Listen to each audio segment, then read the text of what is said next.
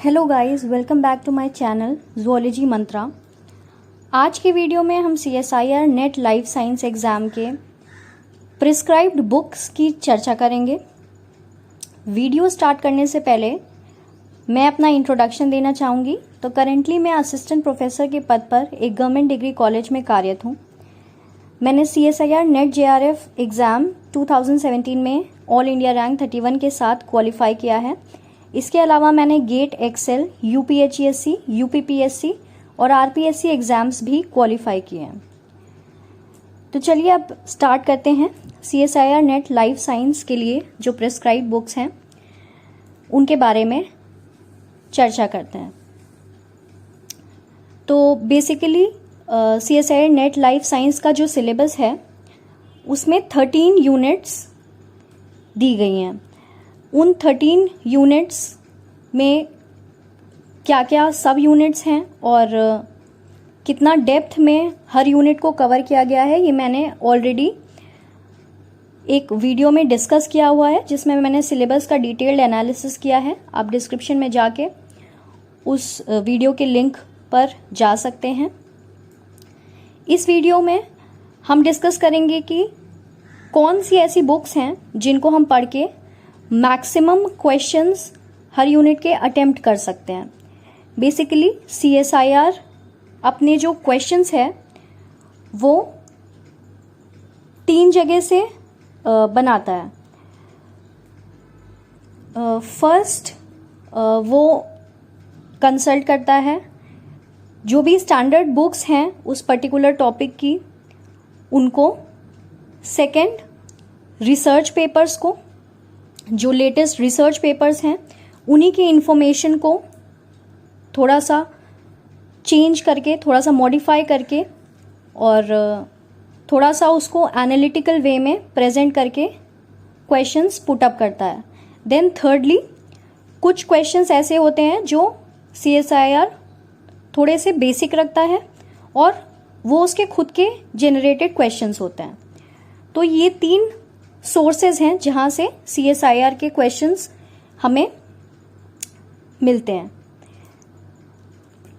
Then बहुत सारे बच्चे ऐसे हैं जिनके लिए जो ऑलरेडी अवेलेबल पैकेजेस हैं कोचिंग्स के और डिफरेंट पब्लिकेशंस के, वो वर्क करते हैं। बट बहुत सारे बच्चे ऐसे हैं जिनको उन स्टडी मटेरियल से उतना अच्छे से समझ में नहीं आता है।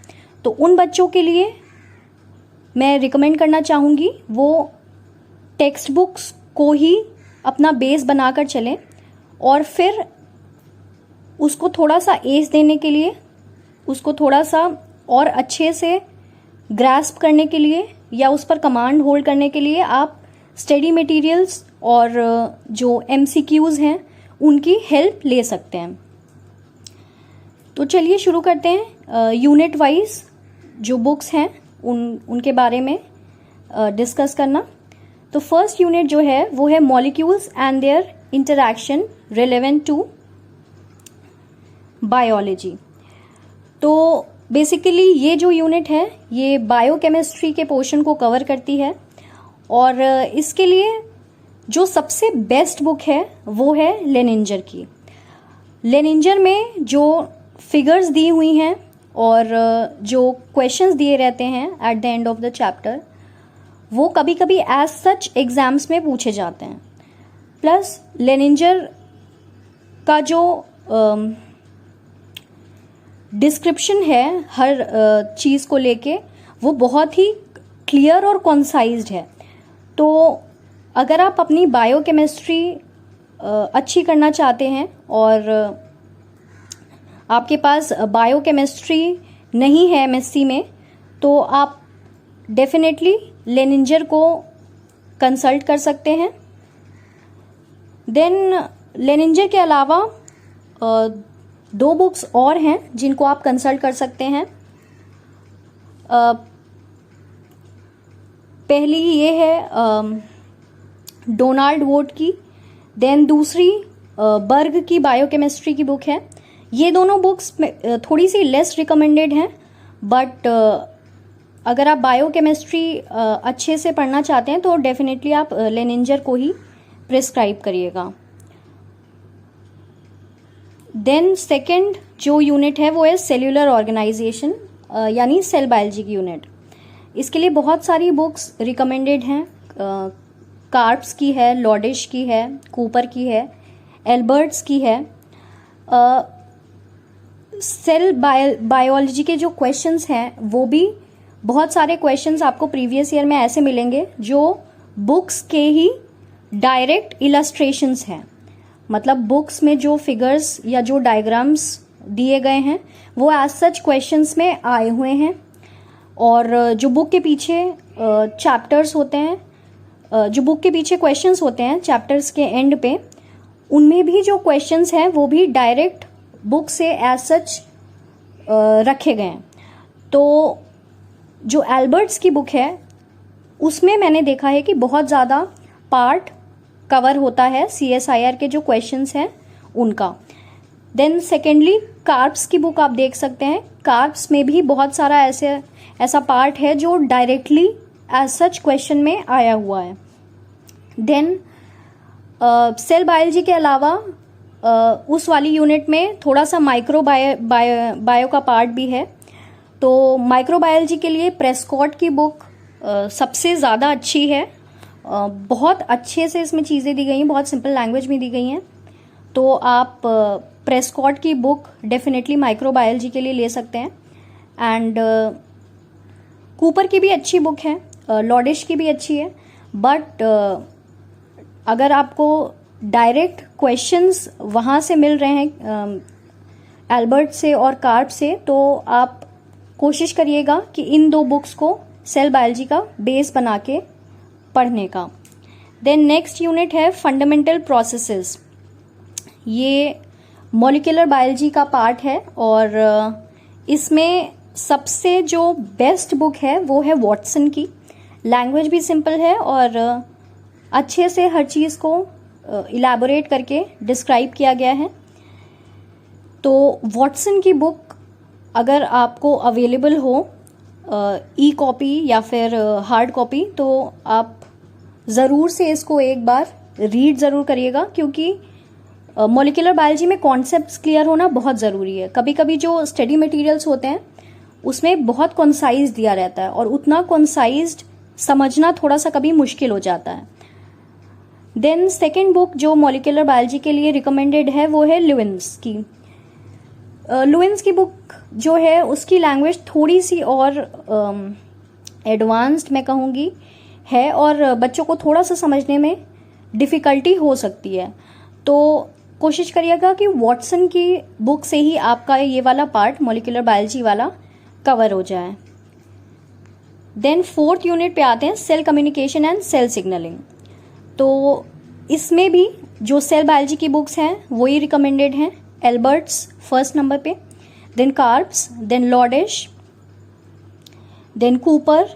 देन इस वाले पार्ट में आपको इम्यूनोलॉजी का भी पार्ट मिलता है। तो इम्यूनो के लिए क्यूबी की बुक बेस्ट है। थोड़ी सी हार्ड है, समझने के लिए भी आपको थोड़ा सा टाइम ज़्यादा लग सकता है, बट देन एक बार आपके कॉन्सेप्ट्स बिल्ड हो गए उसके बाद आपसे कोई भी क्वेश्चन इसमें छूटेगा नहीं। एंड इसमें भी जो स्टेटमेंट्स हैं, जो फिगर्स हैं, वो पूरे के पूरे कॉपी पेस्ट हो जाते हैं CSIR नेट के एग्ज़ाम पेपर में। तो इम्यूनो के लिए क्यूबे के अलावा कोई और बुक देखने की ज़रूरत नहीं है। देन नेक्स्ट यूनिट की बात करते हैं डेव बायो। डेव बायो का नाम आते ही बस एक ही बुक सब लोग रिकमेंड करते हैं जो है गिलबर्ट की, क्योंकि उससे अच्छी बुक अभी तक कोई भी मार्केट में नहीं है। तो डेव बायो के लिए गिलबर्ट पे आप आँख बंद करके बिल्कुल ट्रस्ट कर सकते हैं। देन वॉलपर्ट की बुक है जो सेकंड ऑप्शन पे आप रख सकते हैं फॉर डेव बायो। देन एक बुक और है स्टैक की, बहुत अच्छी तो नहीं है, बट अगेन अगर आपको गिलबर्ट और वॉलपर्ट के अलावा कोई तीसरा ऑप्शन रखना है तो आप स्टैक रख सकते हैं। बट इसमें भी गिलबर्ट में भी जो डेव बायो के क्वेश्चंस हैं वो बहुत ज़्यादा आपको पूरे लाइन टू लाइन देखने को मिल जाते हैं CSIR के एग्ज़ाम में। देन 6th जो यूनिट है वो है प्लांट फिजियोलॉजी की। प्लांट फिजियोलॉजी की टाइज और जाइगर की जो बुक है वो बेस्ट है। उसमें लैंग्वेज भी इजी है और इतने अच्छे से डिस्क्राइब किया गया है, इतने अच्छे से इलस्ट्रेट किया गया है सब चीज़ें कि आपको कोई भी दिक्कत नहीं आएगी अगर आप इस बुक से पढ़ते हैं। अगर आपको सेकंड और थर्ड ऑप्शन इसमें रखना है तो आप हॉपकिंस की बुक और वॉल्टर की बुक को रख सकते हैं, बट कोशिश करिएगा कि टाइज और जाइगर की बुक से ही अपना प्लांट फिजियोलॉजी वाला पार्ट आप कवर करें। देन 7th जो यूनिट है एनिमल फिजियोलॉजी की, जब हमने सिलेबस की डिटेल्ड एनालिसिस करी थी तो मैंने बताया था कि आपको बहुत ध्यान रखना है कि किस में आप कितना इनपुट दे रहे हैं और कितना आउटपुट आपको मिलेगा। Animal physiology was one such unit जिसमें मैंने बोला था कि इनपुट बहुत ज़्यादा है और आउटपुट बहुत कम है, तो इसलिए एनिमल फिजियोलॉजी अगर आपके पास अच्छा खासा टाइम है और आपके एमएससी में अगर वेटेज रखता है तो डेफिनेटली आप इसको अच्छे से पढ़िए। बट अगर आपके पास टाइम और रिसोर्स कम है तो आप एनिमल फिजियोलॉजी पे उतना स्पेंड ना करें, वही मैं रिकमेंड करूँगी। बट अगर आपको एनिमल फिजियोलॉजी पढ़नी है तो गाइटन एंड हॉल जो मेडिकल कॉलेजेस के लिए बुक रिकमेंडेड है, तो गाइटन एंड हॉल आप पढ़ सकते हैं। देन टॉर्टोरा की जो स्ट्रक्चरल डिस्क्रिप्शन है वो बेटर है गाइटन एंड हॉल से, तो आप टॉर्टोरा भी देख सकते हैं। देन वैंडर की ह्यूमन फिजियोलॉजी भी कुछ लोग रिकमेंड करते हैं, ऑल्दो मैंने कभी वैंडर्स की ह्यूमन फिजियोलॉजी नहीं पढ़ी है। देन अगर इंडियन राइटर में आप ह्यूमन फिजियोलॉजी पढ़ना चाहते हैं तो डेफिनेटली आप सीसी चैटर्जी की बुक देख सकते हैं। लैंग्वेज भी सिंपल है और बहुत ज़्यादा इलैबोरेटेड नहीं है, मतलब भर का दिया है और अच्छे से मतलब आपको समझ में आ जाएंगे कॉन्सेप्ट्स।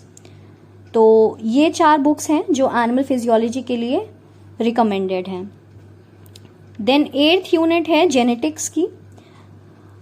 जेनेटिक्स के लिए बेंजामिन की बुक बेस्ट है।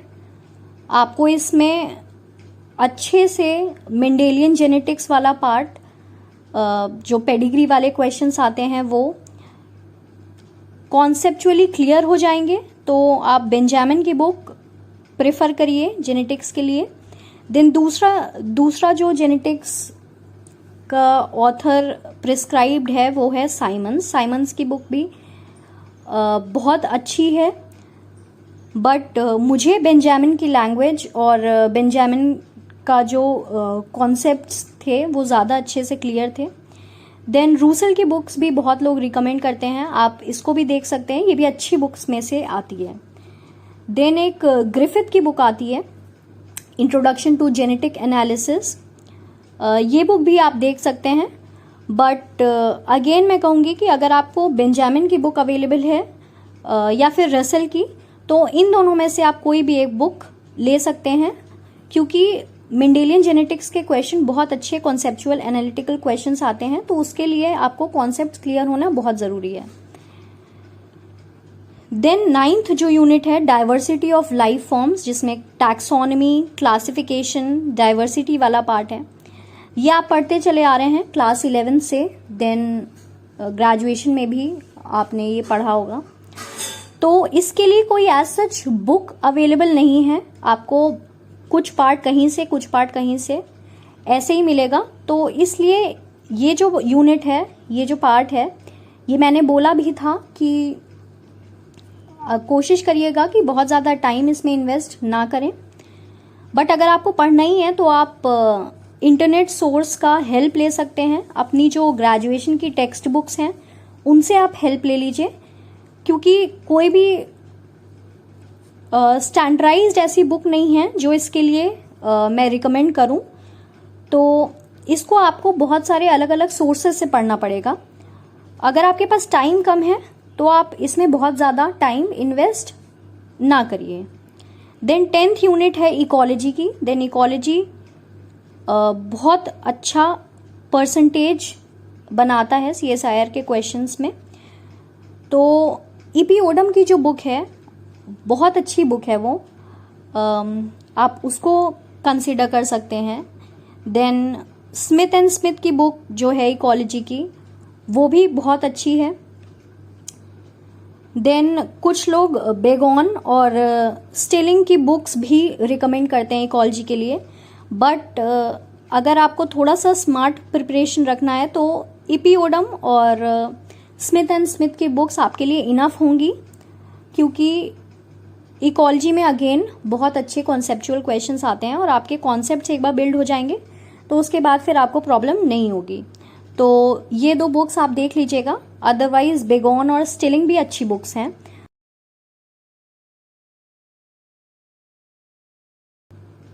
फिर आते हैं 11th यूनिट पे, evolution and behaviour. Evolution and behaviour में जो बेस्ट बुक मेरे दिमाग में आती है वो है वीरबाला रस्तोगी की।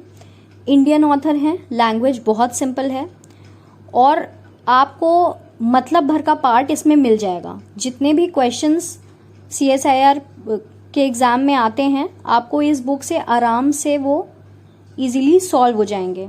तो वीरबाला रस्तोगी इजीली अवेलेबल भी है, तो इवोल्यूशन के लिए तो इसको ही आप रेफ़र करिएगा। कुछ लोग राइडली और डॉगलस की बुक भी रिकमेंड करते हैं, बट देन वो थोड़ा सा अपग्रेडेड हैं। अगर आप थोड़ा अपनी स्टडी को बेसिक रखना चाहते हैं, टाइम की भी अगर आपके पास थोड़ी सी शॉर्टेज है, तो Veerbala Rastogi is the best option. Then 12th और 13th यूनिट जो है applied biology and methods in biology, इनके लिए 3 बुक्स मैं आपको बता रही हूँ, इससे बाहर जाने की कोई ज़रूरत नहीं है। फर्स्ट है प्रिमरोज की बुक जो है, इनमें भी आपको बायोटेक्निक्स, बायो इंस्ट्रूमेंटेशन, ये सब अच्छे से कवर हो जाएगा।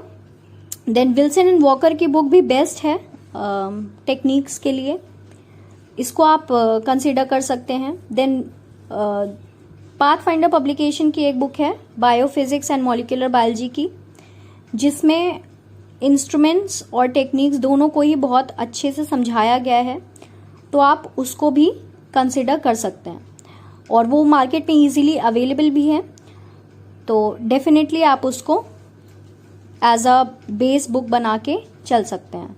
अच्छी लैंग्वेज में भी उसमें चीज़ें दी हुई हैं।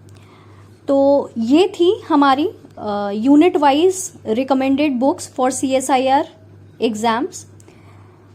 बट अगेन हो सकता है किसी बुक की लैंग्वेज किसी स्टूडेंट को इजी लगती हो, किसी बुक की लैंग्वेज किसी दूसरे स्टूडेंट को इजी लगती हो, तो ऐसा कोई फिक्स नहीं है। आपके लिए जो बेस्ट वर्क करता है आप उसको लेके पढ़ सकते हैं। जो भी मैंने बुक्स बताई हैं वो ऐसी बुक्स हैं कि आप उससे पढ़ेंगे तो डेफिनेटली आपका सिलेक्शन हो जाएगा। देन कोचिंग और कोचिंग का जो स्टडी मटेरियल होता है, अगर वो किसी के लिए इजी है, इजीली अवेलेबल है और अगर टाइम बाउंड स्टडी करनी है तो आप उसको भी ले सकते हैं। बट देन कॉन्सेप्ट्स बिल्ड करने हैं और क्योंकि आप रिसर्च की लाइन में जाएंगे या आगे एकेडमिक की लाइन में जाएंगे तो आपके कॉन्सेप्ट्स भी क्लियर होने बहुत ज़रूरी हैं और वो कॉन्सेप्ट्स बिल्ड होंगे जब आप स्टैंडर्ड बुक्स पढ़ेंगे। ऑल्दो टाइम टेकिंग होती हैं, बट एक बार आपने चीज़ें पढ़नी शुरू की तो आपको इजी हो जाएगा आगे के लिए, और क्वेश्चंस भी श्योर शॉर्ट वहाँ से कई बार आ जाते हैं, तो उसमें भी हेल्प हो जाती है। तो अगर आपको वीडियो अच्छी लगी हो तो प्लीज़ इसको लाइक और शेयर कर दीजिएगा और चैनल को सब्सक्राइब कर दीजिएगा ऐसी ही और वीडियोस देखने के लिए।